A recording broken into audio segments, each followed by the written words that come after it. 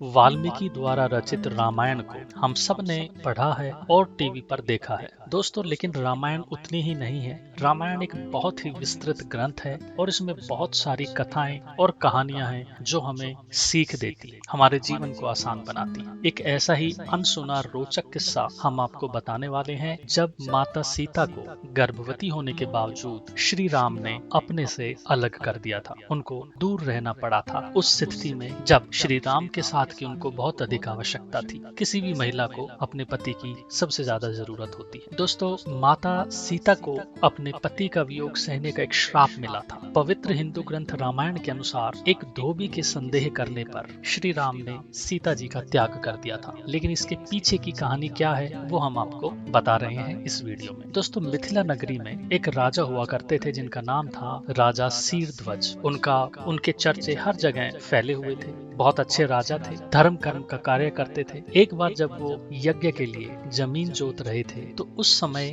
उनके हल की नोक कहीं पर अटकती है और उन्हें पता चलता है कि कुछ है जमीन के नीचे। जब वो देखते हैं तो एक छोटी कन्या निकलती है। उस सुंदर कन्या को देखकर राजा बहुत खुश होते हैं। उस कन्या को अपनी पुत्री बनाने का निर्णय करते हैं और उसका नाम रखा जाता है सीता। सीता बड़ी होती है एक राजकुमारी की तरह और राजा के महल में रहती है। एक दिन की बात है जब सीता अपनी सहेलियों के साथ बगीचे में खेल रही होती तो वहीं बगीचे में एक पेड़ पर एक सुंदर सा तोते का जोड़ा बैठा रहता है जो देखने में बहुत सुंदर होता है। सीता का ध्यान उनकी तरफ जाता है। वो धीरे से उनके पास आती हैं तो देखती हैं कि वो सीता जी के भविष्य की चर्चा कर रहे होते हैं। अब ये देखकर माता सीता को बड़ा आश्चर्य होता है। ध्यान से उनकी बातें सुनने लगती हैं। दोस्तों, कहते हैं कि दोनों प्रभु श्री राम के बारे में बात कर रहे थे। ये सुनकर सीता जी की जिज्ञासा और भी बढ़ जाती है और उन्होंने उस तोते के जोड़े को पकड़वा लिया और उनसे पूछने लगी अपने भावी पति के बारे में, अपनी भावी जिंदगी के बारे में। सीता जी ने बड़े प्यार से दोनों पर हाथ फेरते हुए पूछा कि तुम्हें भविष्य की इतनी जानकारी कैसे मिली। इस पर दोनों बताते हैं कि वो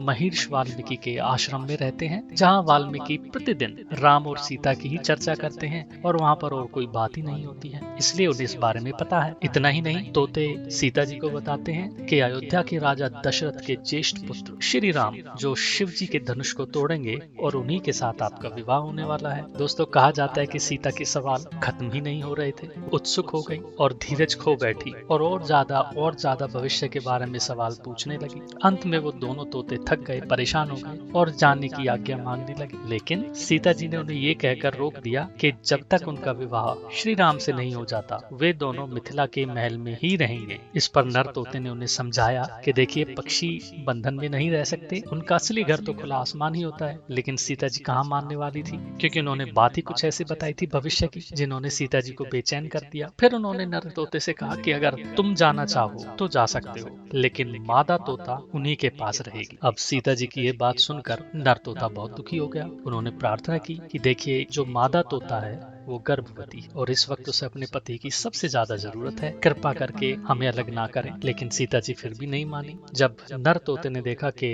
उन्हें अलग किया जा रहा है और उनकी बात नहीं सुन रही है तो उन्होंने त्रस्त होकर, दुखी होकर गुस्से में श्राप दिया कि जिस प्रकार उन्होंने गर्भावस्था में उनकी पत्नी को मुझसे अलग किया है, ठीक उसी प्रकार आपको भी गर्भावस्था में अपने पति से बिछड़ना पड़ेगा। नर तोता अपनी पत्नी से अलग होकर बहुत दुखी हुआ, बर्दाश्त नहीं कर पाया दुख और कुछ समय बाद उसकी मृत्यु हो गई। दोस्तों, वाल्मीकि की रामायण में ऐसा बताया जाता है कि अगले जन्म में वो तोता धोबी का जन्म लेता है जिसने रावण के कैद से आजाद हुई सीता के चरित्र पर उंगली उठाई और बाद में श्री राम ने सदा के लिए माता सीता का त्याग कर दिया। उस वक्त सीता के गर्भ में भी लव और कुश पल रहे थे। तो दोस्तों, ये एक अनसुना रोचक प्रसंग हम रामायण का आपके लिए लेकर आए थे। इस कहानी से ये सिद्ध हो जाता है कि कर्म के फल से कोई भी नहीं बच सकता, चाहे वो समय श्री राम ही क्यों ना हो या माता सीता। हम सभी को अपने कर्मों का फल जरूर भोगना पड़ता है। तो ये कथा यहीं समाप्त होती है। धन्यवाद।